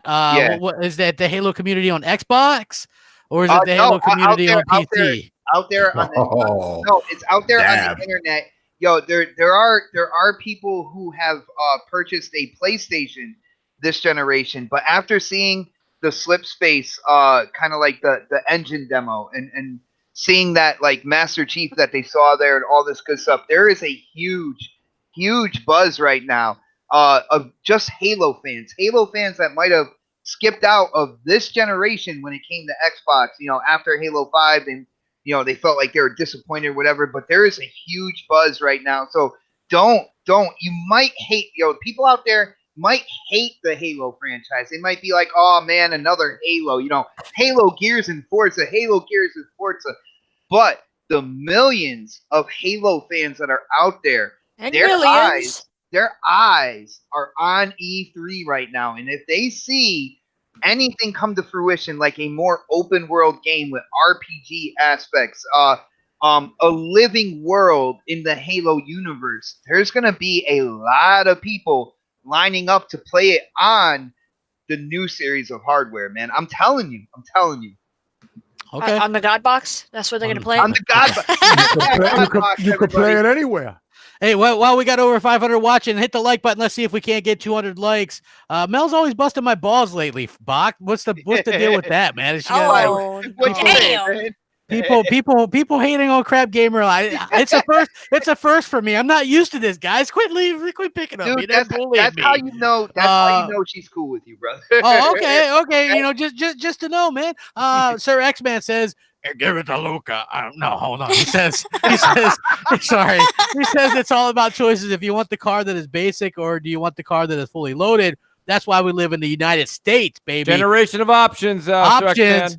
Exactly. I mean, Absolutely. Look, it is the generation of options, right? Absolutely. How you wanna play on your phone or whatever, you can do that too, right? Like I think that's exactly how it should be, And I gotta say, I'm looking forward to seeing what this E3 has to do. Like I know it's low, like for a lot of people, maybe not just me, but this is the biggest E3, and we say that every damn year. This is the biggest E3 because Sony's not there. Microsoft has to stage themselves. Can they do it? That's me. Like, can they do it? I honestly think that realistically, I do really think that this is if I was Microsoft, I'd be more nervous than if Sony was there, because when Sony's there, that they're going to take some of the attention kind of off of your, you know what I mean? They're just a little bit, the media is already a darling to Sony. We know that. And now it's all eyes on Microsoft. Microsoft knows. They know for a fact that they've got everybody's attention, and that's why I think it's the most important E3. Look, we know they're going to come out with some hardware numbers. We know, or not hardware numbers. Pardon me. I mean, as far as statistics, is how strong the Anaconda is going to be. Some of the new studios, Halo's going to kill it. Gears is going to kill it. But it's how they present it now, right? It's everything. Yeah. I think they are completely and utterly under the microscope. And this is going to be why I think it's the biggest E3. Now we're going to see Microsoft really have to shine. Really, really have to shine. It's not one of those ones where it was like, well, Sony didn't do great here, but Microsoft didn't do too great here. And Microsoft excelled on this point, but Sony kind of nailed this point. There's no comparison. It's your show. And now we're going to see if these guys can take the stage and put on one hell of a show and show us what we want to see. Show the games. Just show the games. I don't care. It's CGI, show the games. It doesn't matter. Show them. Yep. I agree 100%. That's they've got this is the time, right? Like you've got to go out there and show people what you have like to get excited about. And I think that's exactly what they're going to do. Hey, look, I'm excited about some stuff. Hold on. Gotham guy says, hold on, this chat is really going tonight. God box. Hell yes. Let's get the petition going and make it happen. I can already tell you, Phil would be like, whoa, fellas, we had problems with that. We couldn't get the, we couldn't get the documentation. We really liked it. So here's the God box edition of the whatever the hell it is, and it's going to spell something like the "We Suck" Xbox "We Suck" or something, because that's so Microsoft. It's gonna have a picture of God etched onto the motherboard, like exactly. Like, or it could have it like just a picture of Phil Spencer, because a lot of people think Phil Spencer is God. Just kidding. No. Well, I guess it depends on whose podcast you're watching. But anyway, we also have some individual Xbox E3 expectations and predictions. I think now's a good time. We're in the 9 o'clock hour. So everybody's here watching, like it, share it out. I really do appreciate it. For me personally, I'm not expecting like a huge lot of megaton after megaton predictions. I'm expecting a lot of third parties. And the reason why I'm saying third parties is because there's no place else for them to go. Microsoft and obviously. Phil talked like he had a lot of pressure to give to all the gamers out there. He feels the pressure not just for Xbox gamers, which I mean that's on him. If I were like, I don't think Sony would feel as compelled. He tried to make Sony sound bad right there. Is what he tried to do. He's like, man, now it's all on us, but we're gonna give these motherfuckers ain't coming to the party. I guess we'll start it ourselves. Yeah, exactly. Yeah. So I mean, for me, I think that they're gonna do heavy on Gears because that's coming out this year. Heavy on Halo because that's coming out next year, and that's within their 18-month time frame or whatever. You're gonna get Battletoads. You're gonna get Ori 2. You're gonna get Sea of Thieves DLC. I think you're gonna get Forza Horizon 4 DLC, mainly because there's not gonna be a motorsport announcement this year. So, that's always Phil's back pocket. Like, you got any unannounced AAA game, Phil? And he's like, thank God for Forza, right? So they're not going to have that. So they got to have some kind of, plus we're due another expansion, right? On Forza Horizon. So we have that. There's one more. Yeah. So we still have that to look forward to. I think they're going to do that there. I think we're going to see the Ninja Theory game. Obviously, I think that's going to be something depending on if that's a AAA or not. A lot of people go, well, what do you think about some of these other studios? And I'm just racking my brain thinking what studio could actually show up with something that's ready to show off. I think we will get Fable. That's going to be huge. They're going to show something from that. I think we're going to get a ton of third-party stuff, including possibly the new Rocksteady game. They might be making something in the DC universe. Maybe this Avengers game. Because where else are they going to show this stuff, right? Like, I'm excited about that stuff. I think for that reason it'd be cool. Yeah. A little bit disappointed at the same time that we're not going to get a bunch of new IP, I believe. I don't think we are. I think we might get one or two, but still going to be cool to see to get these great games that are going to play great on the Xbox One X or possibly the next Xbox. What do you think, if you're talking about stage presence and we're just kind of doing predictions and having fun with this conversation, what third-party games that we know that are coming out? I mean, we know Cyberpunk 2077 we got, I believe, but what games do you think that Sony currently has that Microsoft should take back, or games coming out that you think would be in their best interest to, again, promote the brand, right? And somebody wrote me this a couple of days ago, and we were going back and forth, and I thought it was a really, really smart conversation. I enjoyed it. Was that, you take something like Call of Duty, and I understand that that's a very boring topic, so I'll change the narrative a little bit so people kind of keep their attention. Is that Call of Duty has an amazing amount of tournaments throughout the year, right? So many tournaments, $1 million tournament of COD, this and that. And when they're there, the media covers it. And even if the media doesn't cover it the way that we all are used to seeing it, there's a lot of focus on it. There's $1 million prize. And the consoles that have the marketing deal are the ones they use. And they're everywhere, and they're branded. Right. It's almost like when you go to like a monster truck rally, like if you're into that thing, like they have Red Bull everywhere. Right. What does Red Bull have to do with it? It doesn't, like, everyone's there to see Call of Duty, but everybody notices that the major big Xbox logo, or in this case right now, it's the PlayStation logo that's everywhere. So when people go, oh, those marketing deals don't matter, they may not matter to you, the hardcore. Absolutely not. Because there's a lot of people in the chat tonight that have been saying, just buy everything, buy all consoles. Yes, everybody that's here tonight, everybody listening to the show later, and everybody on the panel will eventually own both consoles. I get it. But not the casual, not the people that are just tuning in for a fun tournament to watch, or the Halo tournament, or the Call of Duty tournament. Halo's a bad one because it's all Xbox. But you guys get my point. So I look at it like Call of Duty, when that contract comes up, even though it's not necessarily the 800-pound gorilla in the room anymore, Fortnite kind of is you want to lock down that style type of game. Or maybe if like you have something with Overwatch, you want to lock down anything that's coming out, DLC. That's what you want to have on your stage. Presence that gives you the monetary factor well after the game has come out. Call of Duty comes out in November, and it's still advertising for that said platform months and months afterwards. It's a strategic move. Sony saw once Xbox dropped it, they didn't wait a second. They had a phone in their hand, picked it up, bam, let's make a deal. Well, we want this. Done. I don't even think Sony argued. Done. See you tomorrow with the contract. As a matter of fact, just sign something and send me a picture on a text message. It's done. So that's what I'd like to see. I'd like to see a big marketed third-party game crap go to Xbox. Sir X-Man says he wants Power Stone. I think that's tied up, though, with, isn't that Capcom or something like that? So I'm not really sure exactly. I think that third-party stuff might be, like, I've heard a rumor that the Splinter Cell is going to be on the stage and that Microsoft has marketing rights. I think that's getting people confused with it being exclusive. I almost have zero expectations of that being exclusive. unless Microsoft decided to pay some money for funding, sort of like they did with some games in the past. Like Tomb Raider. Remember Tomb Raider? That was exclusive for a year. Microsoft actually helped fund that. Dead Rising 3, Microsoft helped fund that. Can we just talk about how they promoted Tomb Raider and Fallout 4 at the same time, and they were the same day? I was like, what? Well, they were brilliant. Nobody can do stuff like that like Microsoft. That's one of the brilliant things about Microsoft. Sure. Is they can kind of shoot themselves in the foot. But Mooch, I want to go around the panel real quick. What is your expectations, and you got like a bold prediction or two that you maybe want to share with people?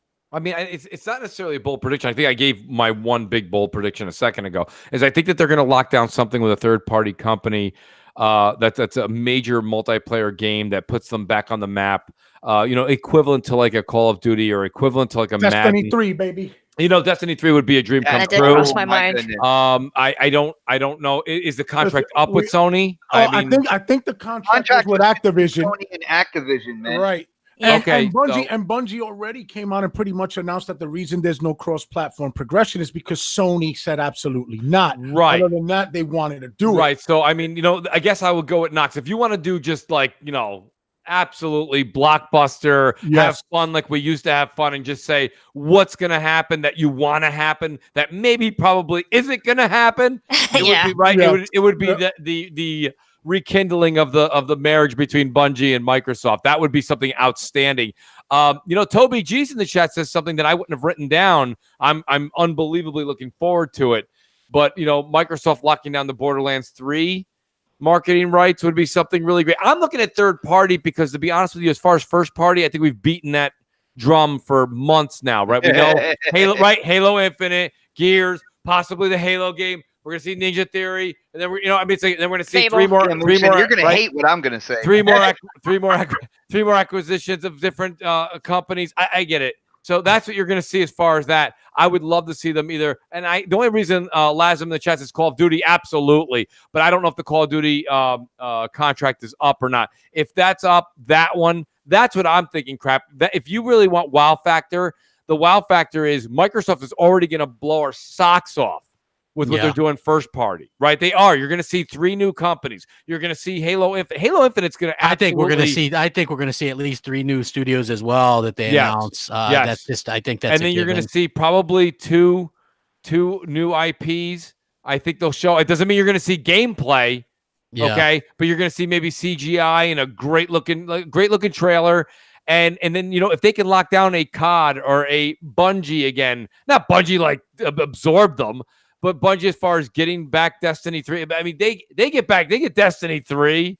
Mm-hmm. You don't understand it. There's still people talking. You guys, everyone loves to hate on Destiny. Myself personally, I've taken a large break from Destiny. Listen, but it's a fantastic game, and it's not going away. Have you been hearing about the Destiny 3? Yes, I have.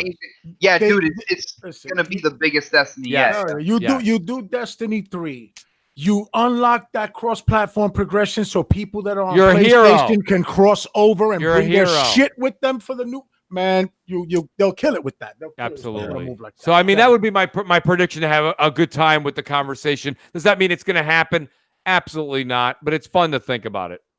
Yeah, I agree. I think it is fun to think about. A good take there, Foxy. What do you think? Do you have any expectations or some predictions, maybe a bold prediction or two that you have for E3 for Microsoft? I mean, the fact that they already mentioned Destiny, I was like, yeah, that's a good one. I don't think I have any bold predictions. I just know that I want to see some good games, whether it be third party, first party, new IP, more Gears, if they're going to show off new stuff from the game, actually show a decent cover art. Announce release dates. Are you a cover art hater too? I just don't like it, but I'm not. Yeah, it ugly. All right, listen to me, sir. It ugly. Man. Basic. Yours is better than that. But if they want to announce the date, I'm okay with the date being like in September or whatever, because they did that with Gears 3. Yeah, show some gameplay, give me some good stuff from Gears. Maybe announce the fact that Tactics is going to be on the console as well. Maybe announce the date for Ori and stuff like that. Yeah, I just want to see new stuff, and I want it to be an exciting show, not a boring show where they're always talking or anything like that. I just want to see how they did it last year, and it was just trailer after trailer after trailer. world premiere, third-party stuff. I like that. Exclusive world premiere, 5-minute exclusive, only on Xbox, but maybe on PC and Switch and Windows. Wouldn't this and be gameplay, funny? some demos. Wouldn't this be funny? Like Halo Infinite exclusive on the Epic Game Store. You know what I mean? Like, oh shit! Like that would You're be fired, Crap. You are. You I know, Oh, right? shit. They would do some shit like that. Man. I know, dude. That would be hilarious, right? Like they're good friends with them, right? So I could totally see something like that happening. That would be funny as hell. Xbot, what do you think we're gonna see, man? What is your like? Do you have a bold prediction? What is it going to be? A good show?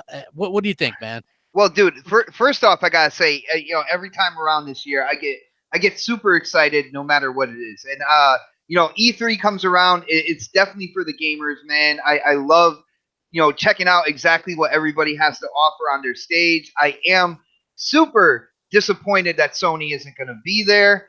But on that note, dude, I am excited for Halo Infinite. I hope they really go in depth when it comes to that. I can't wait to see what they're talking about with Gears, like going in a newer direction, like 20 times bigger, all that good stuff. I want to see exactly what they're doing with that. You know, people out there, when it comes down to it, you got to remember something. If you are an Xbox gamer, all right, take the social media and put it to the side. Be that gamer watching that show, all right? Get excited for what you're seeing coming to your platform. And don't think about, well, man, they should acquire like 3 more studios to be more legitimate in the industry or anything like that.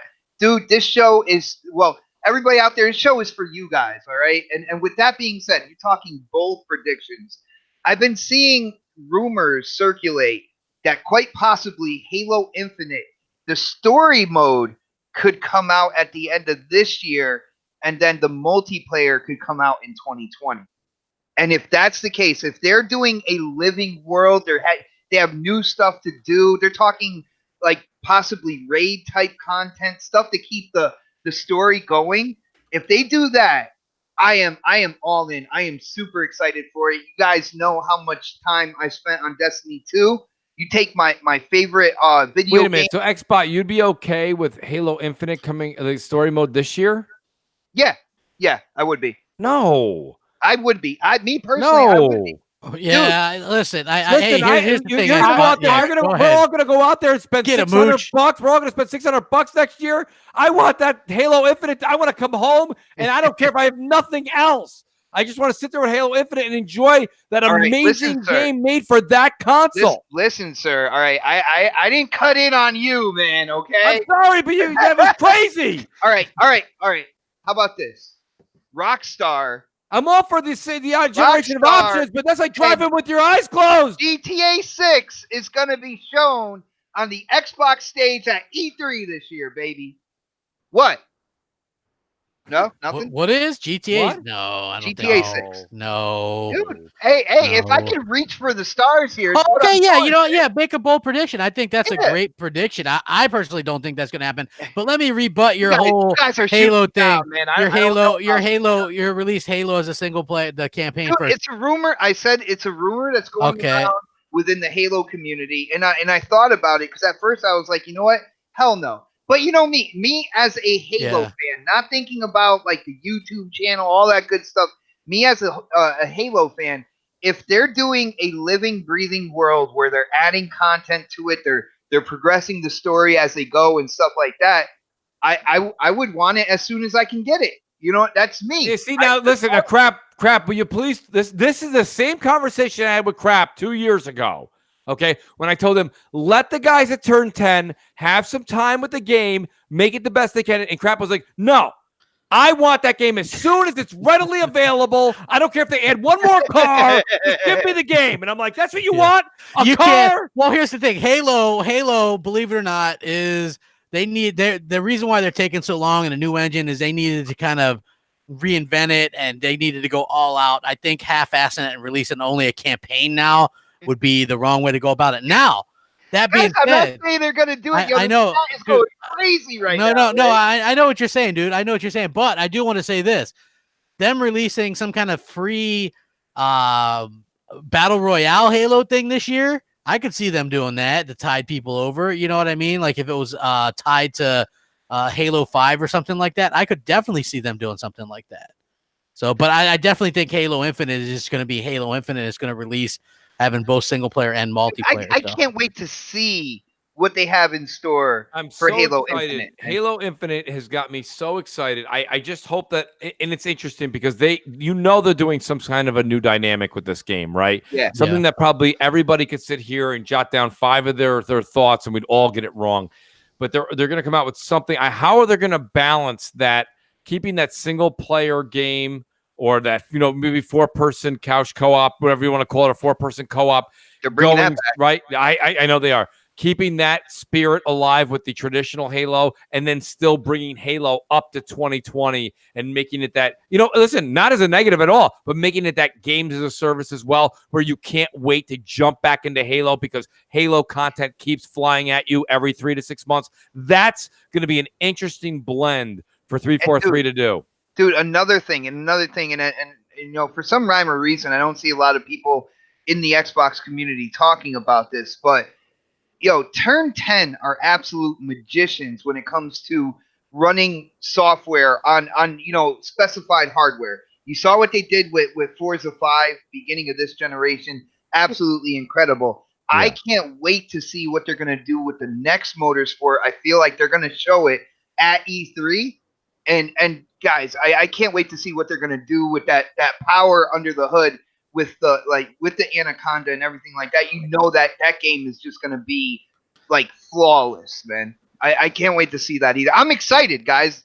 I'm actually extremely excited about this Halo as well. I think that what they've done is took a step back.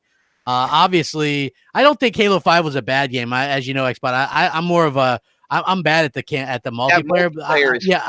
The multiplayer was good, but it wasn't all there at launch, which was a drawback. And then the single player, they sold us one thing. It was really supposed to be something else, I guess, like Master Chief as a rogue agent type thing. That really intrigued me, and then it wasn't like that. So, I called Microsoft out for this. It was probably one of the worst campaigns, but I really do think this next one is going to be just absolutely amazing, and I'm so damn excited for it. 19 months after Cortana did what she did.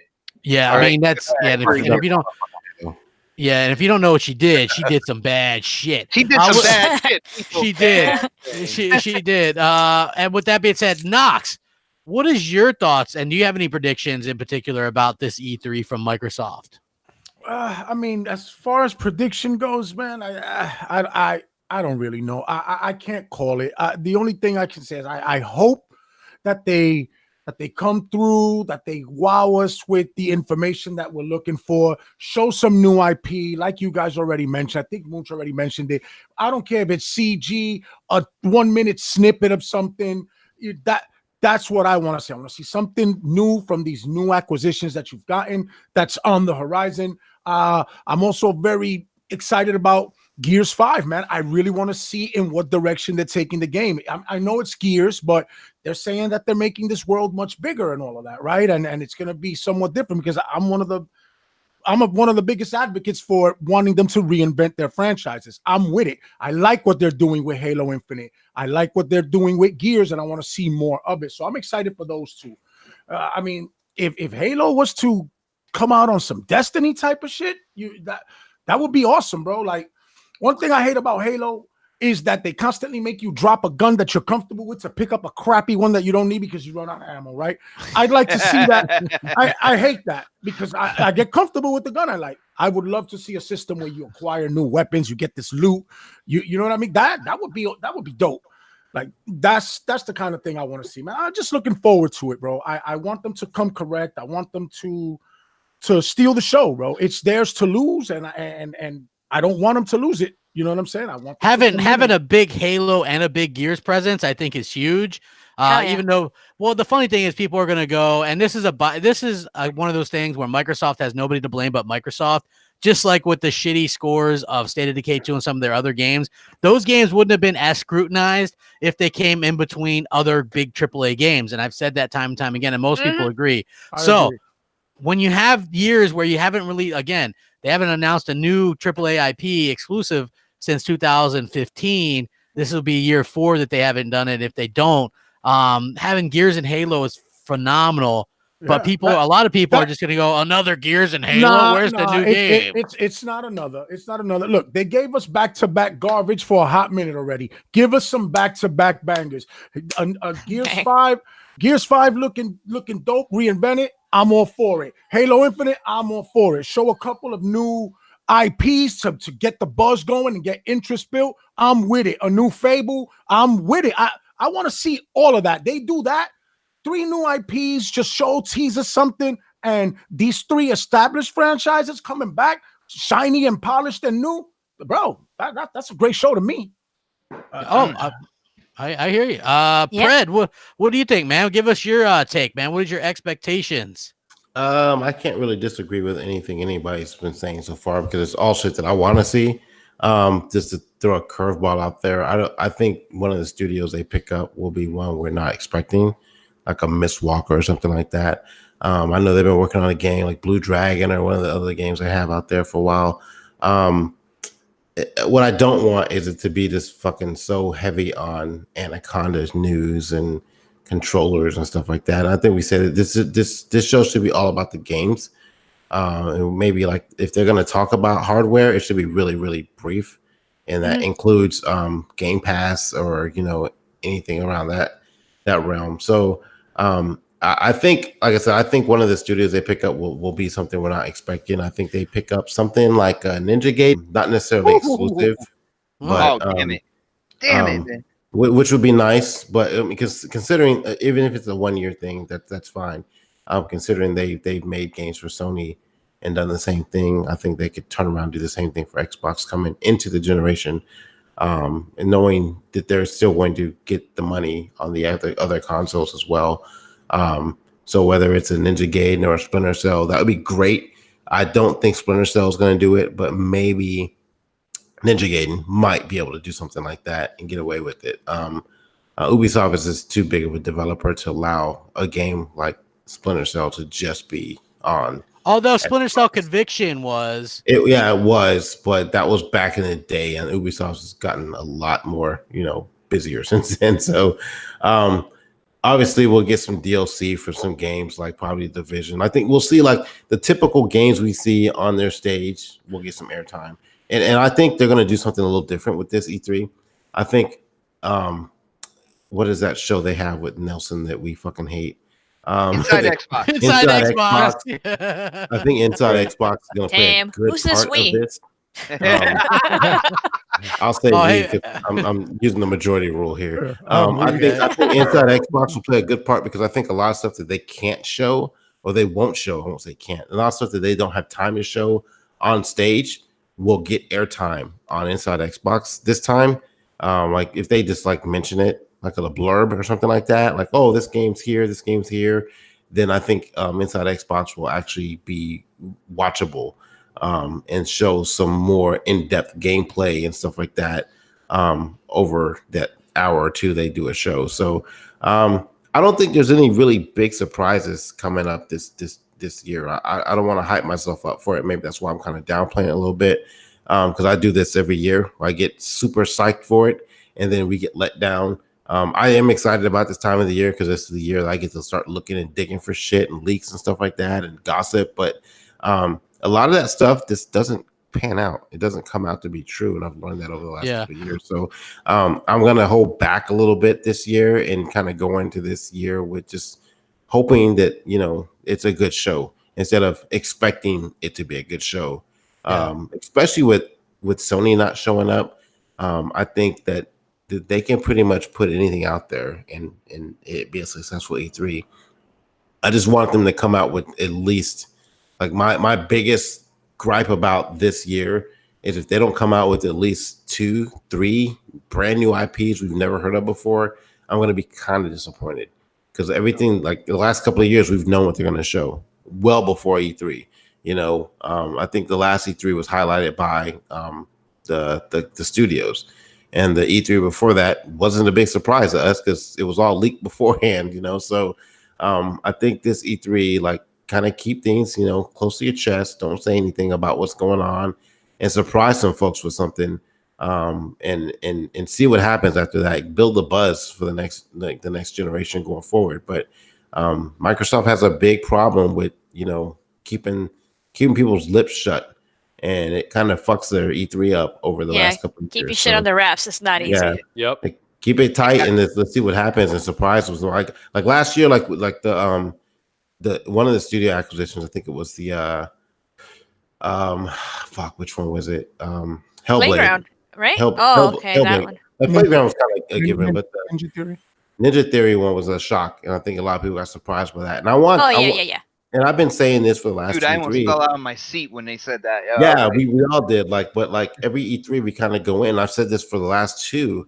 I want that oh my god moment. What the wow, what the fuck? How the fuck, guys? I got it for you.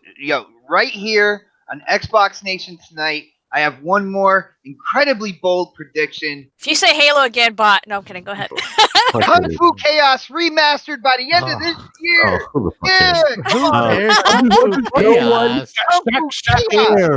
You talk about Shaq Fu, bro. Hey, Shaq Fu 2 is the shit, man. Woo!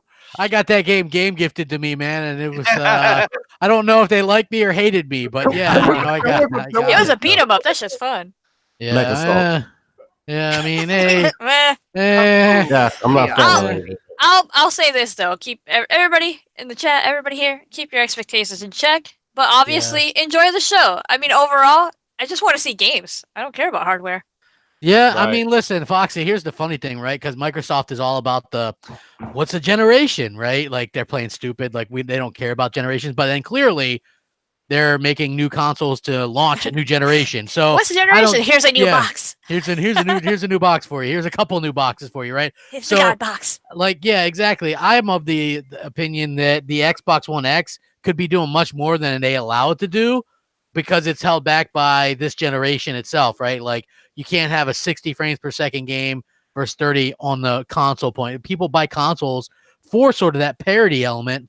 And even a lot of developers are like, hey, we could do it, but we won't. I mean, and I mentioned this before. It was proven that Destiny 2 could run 60 frames on Xbox One X. It was proven that the hell's that other game? PUBG could run 60 frames on Xbox One X. Like, why'd they have to make that game 4K? Yeah, well, I mean, they said they had it run. They did. I mean, does anybody even play PUBG anymore? But that was the thing one time. Brother, I just streamed it 2 days ago, maybe. Yeah. So it's like Xbox and 3 other people that play. That's cold-blooded, man. That's 99 at the top when I first go in, man. So it's got. Does it? Well, I mean, hey. They could meld Xbox Live and PSN, and you'll still get 7 people playing PUBG, bro. The Don is being messy in the chat, man. He said he would never game share with me. I guess he doesn't like my type of games, man. I don't know. That's messed up. That is messed up. The Don. Okay, so here's something near and dear to me. Gears 5 box art might have leaked as well. Oops, I already talked about this, but go ahead. I know. No, it's fine. As well as a September 10th alleged release date for this game. Because it sounds like I just am a hater of things, right? I wasn't in love with this box art. I personally don't care about the box art as much. Not just me, bot. But the box art doesn't. It almost looks like a star. It almost looks like a Star Wars box art to me, right? I don't know. Just the box art didn't thrill me, but the September 10th release date thrills me. You know, not having to wait till November to play this damn game. I would love that. I would hope that we get some kind of beta or alpha release so that we can kind of try it out beforehand. Yeah, I'm surprised they haven't done that by now, but maybe. Yeah, maybe at E3. Yeah, usually we get that kind of information and that kind of stuff. Mooch, what do you think? You're a Gears fan. Oh yeah. About this, man. Yeah, I mean, I'll be really honest with you. I think box art does still kind of matter. I mean, for me personally, no, but I think for the public it does. And the one thing is, I actually didn't have a problem with the style of the art. The problem I had was the detail of the faces. Like, it looked very pastel painting. It looked like something that Van Gogh did when he was bored. He was like, it's like on the back of a canvas. I was like, all right. There was no real effort. The detail as you look at the minute figurines, as you will, the people on the bottom. First of all, Marcus being so small, what does that mean? Marcus is in it for 8 minutes. You know, it's like, all right, Damn. great. You know, so it's like, and it's like, to me personally, it needs more character development. As far as box art goes as a whole, there's a lot of people that collect. Even, let's be honest, I'm all digital for the most part. I still buy some things physical, but I mean, even the box art should mean something to you, because that is the same artwork that's going to be on your tile or your screen on your Xbox. And not only that, but like promotional items too, posters and all that jazz. Right. So I mean, I think that, you know, and are they truly going to go ahead and put Kate at the forefront like that? And then so Marcus and James are out. Yeah, I mean, they are. They're going to put her in the forefront, definitely, man. It's there's the forefront, and then there's that. Like, you know what I mean? Like, there's her head, and then everybody else is like, it comes with like a dangling magnifying glass. You have to hold up and be like, oh, look, there's Marcus. He's hiding. Where is he? He's behind the bush, Knox. He's behind the bush. Behind the bush. You're like, oh, there he is. Put your monocle out to sea. Is that James at a concession stand? What is that? The thing about Kate, so, even if the story's about her, they're still a team. Like, she still needs them in the game. Point. So they should all equally be on the cover. We don't know what happens in the story, though. So, man, I'm just saying. It's always been a team effort of gears. Yeah. If it's always been a team like effort the box art, if you don't like the box art, I have a solution for you. You know they're gonna come out with some type of deluxe edition or something like that, and it usually has a different cover. Edition? Yeah, so there you go. Not just get that one, so man? Xbox answer for everybody but a different color. Spend $35 more for the same game and a different box art. Thanks a lot, Xbox. Wow. Way to look out for the consumer. Yeah, he's got a little something wacky in that vape tonight, folks. I don't know. But I'm going to tell you what. He put a couple extra coils in this one. He did. He wrapped that. I'm going to tell Bot what Mel tells him. You're fired. Yeah. Oh, I'm used to it. I've been fired so many times that I feel like my job is unemployment. All right. Yeah. That's my job right there. Look, if you're walking into a store or you're seeing the advertisement and the poster or whatever, you see something cool on a box art, you're like, hey, what's that? I want to read it. I want to look at it. But if you see this one, it looks boring and basic. So it's not as appealing. I think we're being really way too critical now. My personal opinion, and that's something, when it comes to the Xbox community, if you look over at like PlayStation extremists out there, they can have like paper bag simulator, and they will tout it like to the end of time. They will say this is going to be a great game. Oh, I love the box art and everything like that. But being on the Xbox community, like, people will go in and they will go in strong on stuff like, this Gears 5 box art, I don't really like it, man. It looks off. So it happens when you care about the product and you're passionate about the game.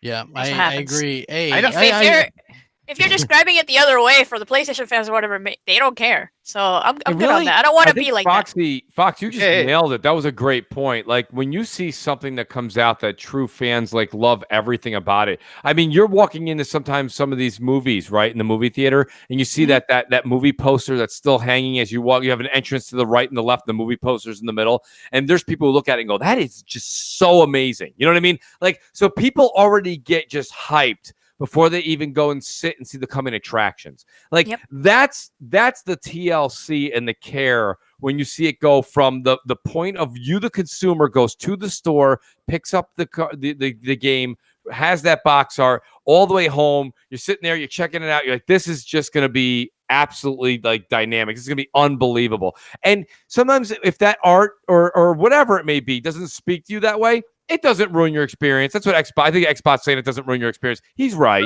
It's probably not going to ruin your experience. But you know what?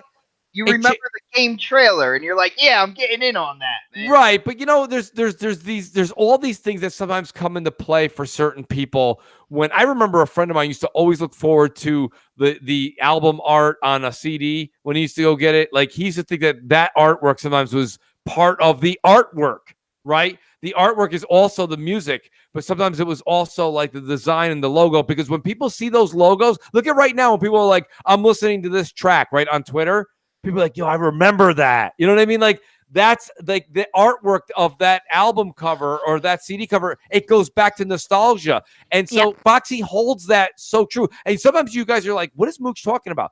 The difference sometimes between a 9.5 and a 9.7 in your own mind, when you rank things back in the day, is that crazy artwork or the custom console, or it was just maybe it was the music. Like for some people, Halo's so iconic because, like myself included, when I play Halo, I'll sometimes leave it on the start screen to hear that iconic music. There's other people who go, who cares about the music? I'm playing Halo. Right? Right? Yeah. So, but like for me and for a lot of other people, the music is so iconic. So you can't really throw away the art on the front of the cover either, you know? That's my point. I agree. Well I agree. Yeah, that was well said, and you're getting clapped too. So that's really that's really good. I want to talk about something else, even though because this is something I always kind of argue with Mooch about. Call of Duty Modern Warfare 4. There's a lot of rumors they're going to do a reveal here soon. The return of Captain Stunuts. Yes, not only that, but there's ex-Naughty Dog developers who say they, quote, helped a lot with the campaign on this. Good. And they're saying the campaign is going to be something that's pretty damn awesome. I mean, Mooch, do you eat a little bit of Cronus because you were like, no, Blackout's going to be the future? Nope. And now it's like they go back. No, there's no Crow on the menu. And I'll tell you why. No, and the reason being is because of what you just said. If they're going to go ahead and pull in Naughty Dog and these other developers, guess what? Captain Stunuts in his rail game is going to take a ditch, and now we're going to actually play an actual war game. So if that's the case, it's about time. You know, I mean, you're going to get more crates, man. It's going to be crates. I'll take a crate and being able to make a left turn versus if I just actually put my controller down for a second, you take a sip of your beverage and they're like, oh, and you get like a quote from a dead president and it says, oh, you didn't follow Captain Stunuts in time. No. Okay. Like I want more than just following around Captain Stunuts for about 6 hours. Okay. That's just not enough fun. So no crap. There's no crap on the menu because if what you just read is the rumor, then we're actually getting a Call of Duty campaign that even has me intrigued. Hey, I'm all for better campaigns and stuff like that. I just am happy that they're going to go back to that. Well, yeah, absolutely. You know, like just as I, change it up, though. Yeah, change it up a little. But I'm just excited to see, just what they could do. Like, what are they going to do? Branching story, like because there's been other times where they've mentioned, oh, we're changing things up, and then didn't exactly change it up as well as a lot of people would have wanted them to. So I don't know. Anybody else here, Call of Duty fan, excited by the thought of this, or it definitely piques my interest. I passed on the last one because it didn't have a campaign. So yeah, that's coming back now. I'm intrigued. I'll check it out. You know what I mean? And if it's good, I might be in. If not, yeah, exactly, man. Because here's the thing: what I always say, right? Why would you limit yourself? There's people that buy, believe it or not, Halo just for Halo campaigns. There's people that buy Call of Duty just for Call of Duty campaigns, right? So I never understood why you limit yourself. To me, Blackout would have been something that should have been in addition to everything else and make it worthwhile. I don't see why they couldn't have still done the campaign. I think they just wanted to test it out. You know what I mean? They were riding on the hot trend of the what do they call this? Battle Royale. Yeah, that. Is it starting to die out finally, by the way? I'm curious. Apex, I think Apex. Agent Apex. Where you at? I think they've always wanted to test the market with the whole multiplayer thing. Can we truly just make a game mode? Put it out? Yeah, it's got to be a game mode. It is the addition to the campaign. That's the way I've always looked at it. That's the way it was always presented, and that's what it should be. You can't. The multiplayer is not the meat and potatoes of the game. You know what I mean? That's what the campaign's there for. The multiplayer is the fluff that keeps you invested and interested in the game. They don't have to sell you a million goddamn things. The multiplayer is what keeps you playing the game. Exactly. I was playing Gears 1 and 2 multiplayer for years after launch of those two games. You know what I'm saying? Yeah, I 100% agree. Anybody else? No. I mean, I think crap. You said we all said this a year ago. I mean, now it's just like the people want to. It's going to be a game mode. Battle Royale will be a game mode. Fortnite is one of the only games to consistently hold. I mean, I think the other night they had 172,000 viewers on Twitch. that's collectively over everybody. That's insanity, and that's low. Yeah, but that's an anomaly, bro. Like Fortnite is an anomaly. That's an anomaly. Yeah. So from now on, like, you saw. Remember all those other games that came out? Crap, what was that one? The Darwin Theory or whatever that was. There was a bunch of different games that all came out. These indie developers, and don't get me wrong, I don't blame them for trying to hop on the bandwagon, but they all tried to come out and do something like that, and it didn't work out. So I think now you see they didn't capture the kids the way Fortnite. That's even extremely true. Cliffy B tried, and I don't know where he went. He hid. Cliffy who? Cliffy B. Exactly. He's on the Food Network now. He's gonna be on Microsoft's E3 stage this year. Shout out to Boldly Beaver. He's got Ghostly Recon Wildland Season Pass. He's got a code out there in the chat. Oh, thanks, Boldly Beaver. Thank you very much, man. I really appreciate it. And with that, man, we're at an hour. Oh, wow. Yeah, I know, man. Like, honestly, I had all these topics. Feel free to recycle on Mooch. We hit like 5 of them. I certainly will. I know. Well, I had a bunch of them, man. Yeah, Mooch. Yeah, Mooch. The topics, Mooch. Absolutely. You don't have to ask me twice, man. We get out of here all the time. Mooch, what do you got going on this week, man? Well, we got a lot going on. So Thursday, tomorrow night, I'm going to try my best. I'm still arranging the office up. You guys know that I'm trying to get everything in place here. But I'm going to try and stream a little bit tomorrow night. That's twitch.tv/themooch78. And then we've got Crossfire, 7 p.m. Eastern time, the Mooch78. Guys, so many people here, 432 people. I'm asking a favor. Everyone listening later, go over, hit the sub button. We're going to have a lot of fun this weekend. We're going to be talking games, chatting. We're going to have a great panel. And then Saturday and Sunday, again, back on twitch.tv, the Mooch78. Come check it out. And then, crap, don't forget, MNC show, 11 a.m. on my channel this week. So it's going to be great, guys. It's going to be a Mooch marathon all weekend long. Exactly. Mooch marathon. I'm going to be on Twitch because I'm a sub. I appreciate that. Thank you to Lady Fox. I'm a sub too, Fox. You are. Yeah. You guys are fantastic. I can't say thank you enough. Thank you to both of you. Foxy, what do you got? What do you got going on, Foxy? Playing Gears on co-op with my friend Tim. So if you guys want to see me do like Gears of War 4 playthrough, go to my channel. It's going to be there. We're going to finish it soon. And I can't wait for the new game. I'm so hyped. Can't wait for E3. And I'm back on the podcast. So thanks to everybody in the chat for hanging out. Right. We appreciate it. Good to have you back, Foxy. Hell Xbox, yes, Xbox, what do you got going on, man? Something kick-ass, no doubt. Of course, man.